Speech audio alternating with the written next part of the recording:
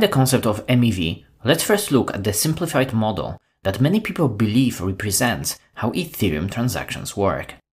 At its core, when you initiate a transaction, it first enters the mempool. Think of the mempool as a waiting room for pending transactions. When building a new block, the block proposer can choose and prioritize transactions from the mempool based on their transaction fees. However, MEV introduces a unique twist. Block proposers can not only choose which transactions to include and their order within a block, but also add their own. The sequence of these transactions can occasionally yield substantial profits. Imagine this scenario. Alice purchases a large amount of a specific token. Following her, Bob opts to sell the same token. If Bob's transaction is processed after Alice's, he capitalizes on a better sale price due to the increased demand Alice's purchase creates. Spotting such opportunities, a block proposer might rearrange the order of transactions to benefit and take a cut.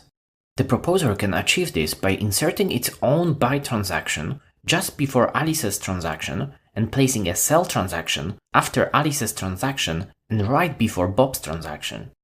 In this rather nasty example, the block proposer essentially front-runs Alice's transaction, benefiting from the price movement they can predict and influence.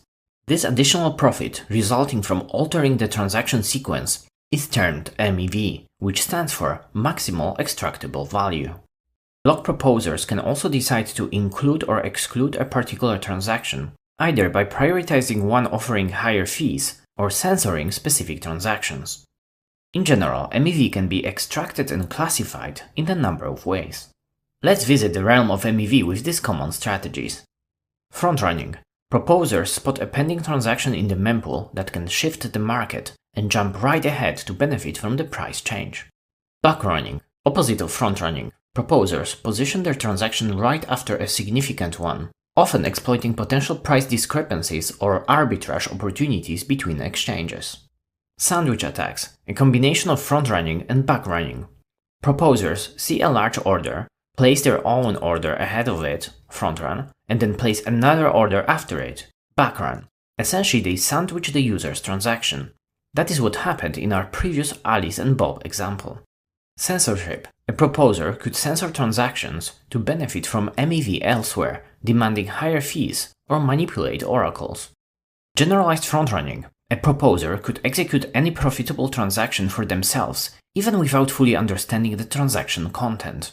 This strategy is possible by simulating transaction execution and determining if the caller of a given smart contract method ends up with more funds than before the execution. Although it looked like the MEV landscape matured and the main pain points were addressed, the space was ready for a big disruption caused by one of the most significant changes to Ethereum itself. The shift from proof of work to proof of stake, and the merge. In the post-merge world, the concept of miners on Ethereum ceased to exist. Validators were now the entities responsible for adding blocks to the chain. Alongside this shift, MEV evolved from minor extractable value to maximal extractable value. Anticipating these changes, Flashbots, together with client teams and the Ethereum Foundation, commenced the development of a new protocol dedicated to proof-of-stake Ethereum called MEV Boost, which was activated as soon as the merge was completed. MEV Boost is a type of proposer-builder separation, PBS. PBS is a design philosophy that allows validators to effectively use third-party block builders for the block building duties. A block builder is a new role introduced by PBS. Using MEV Boost, validators can sell block space to specialized third parties called block builders, which collect, sequence, and introduce transactions to produce a block.